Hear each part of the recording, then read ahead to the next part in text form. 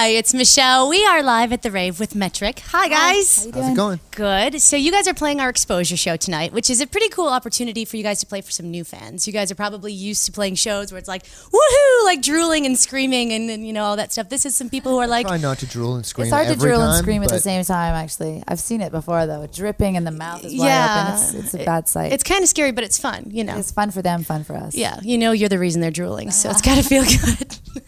But this is an opportunity for you guys to play for some new fans who are just like, Metric, what are they about? So do you approach this differently? Do you like prepare differently? Do you have a different set list? Or do you just like, we flossed today, that's about as good as it's going to get? I kind of see it. Do you see it like festival show kind of? Like, we've played so many festivals all over the world. It's one of the things that we just are so excited that we get to do is to, you know, it's kind of the part of the recipe of a festival is automatically you're playing for people who've never heard you before. And, you know, gotten to play with Sonic Youth and so many great bands all over the world. And I kind of approach it that way of just like, you know, nice to meet you. And I never really assume things about our audience. I'm just always happy that we're all in a room together to make rock. Fair enough, fair enough. Did I cover that? Is there anything you want to add? Making rock. You just get up on stage and like put on the best possible show that we can. Yeah, cool. The new album, Fantasies, for you guys here in the States at least, it's got Billboard charts and radio play and things that you guys have always managed to be successful without.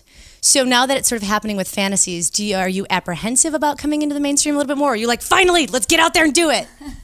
How are you feeling? I think it feels right for us. You know, there's an element of what we do that is you know, there was something that someone said to us a long time ago, which was that you guys are too underground for the mainstream and too mainstream for the underground.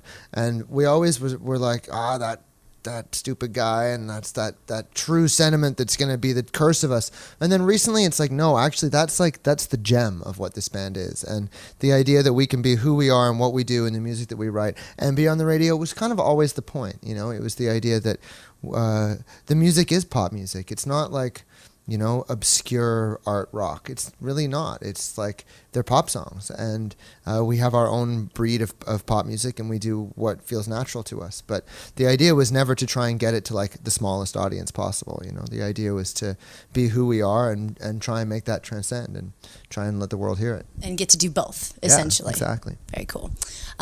But in that vein, you guys have a lot more autonomy than, say, a lot of other bands like heard on the radio because of Metric Music International. So you guys have your own sort of record label. Do you get to make like your own company policies? Are you like, this is No Pants Thursday and there's only Cheetos in the vending machine? Or do you get to do that, or are you very serious business people? Well, we do. It's actually a combination of both. It's funny you should mention that today because we were just talking about this of like recently we had this whole debacle, like the New York thing where, you know, we got into New York. Jimmy and I were on a flight coming from, I guess it was V-Fest or something, and we got to New York, and it's like, you know, 3 different kids with cameras in line wanting our autographs, like while we're just like have our suitcases in line for the taxis, and it's like photos, and then we have to stand in line with these same kids that are like, it was not the right time, and I you know, I really respect our listeners and our fans. So like, the last thing I want to do is be unpleasant in that setting, but it's also like, oh my God, I'm so not ready for this. So at this moment, you know, to be doing this in the taxi line. So after that day, we were like, wait, we're the record label. Like, we got to make sure that, you know, we don't, you know, skimp on ourselves. And it's been limousines ever since. Because nobody's in a good mood after paying $15 to check their luggage. You like, know what everybody's I mean? just mad about that. Yeah. And, you know, minivans, don't get me started. So, you know. We have a weird thing with the Metric that somehow, like when we played Madison Square Garden with the Rolling Stones, we took the subway to the show. But that was great. Yeah. That was like and on when purpose. When we play like the worst show possible, we make sure we go in a limo. You know, it's like we kind of do everything in reverse. You can hide a little bit. It's true. But it does change it. You're right. When you know, the whole sort of history, I think, of the conventional record deal is that it's based on musicians who don't have any idea what's going on. You know, drug addicts ideally would be perfect. You know, definitely alcoholics. Like, keep those people as far away from any kind of understanding of the adult world as possible. You know, and it has been a challenge for us to be like, to know what we do know, which we kind of learned by accident. It was just by being out there and making music the way that we made music. We just kind of absorbed this information about how things work and ended up, I guess, pretty knowledgeable, more than we'd like. But to sort of still, you know, realize it is rock and roll, and you do have to splurge on stuff, and there does have to be champagne on the rider, and like, you can't nickel and dime it, even when you know, really there is no magic fairy dust that record companies sprinkle. It's called money or cocaine. Your money. Right. Your money, yeah, exactly. Is there anything, actually, if you had the rider then, is there anything now that you would be like mad if it was missing?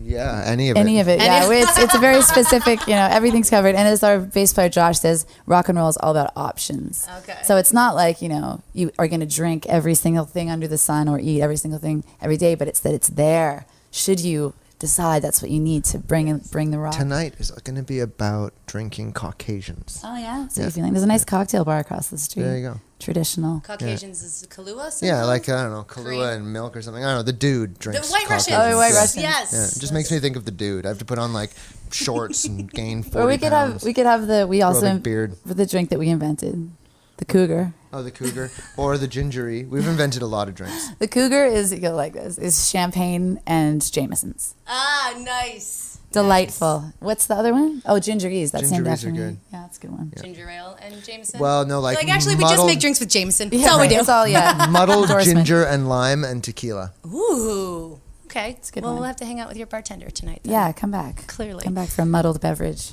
Muddled. All right. Well, you guys, it was so cool to meet you. Thank you so much for taking time to come down here and hang out with us and have a problem. great show tonight. We're looking forward to checking Thanks you guys for having out. us. Right on. Thanks a lot. You.